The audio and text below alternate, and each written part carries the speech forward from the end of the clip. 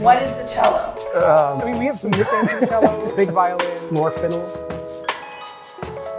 It's part of the violin family.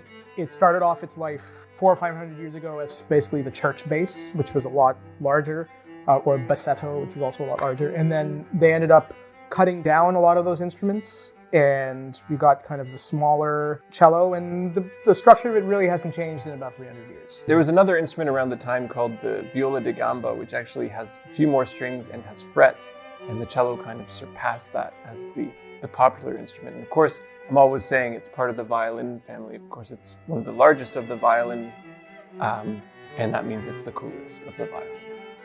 How many strings does it have? 4. Sometimes, though, people get fancy, they throw some extra strings on there.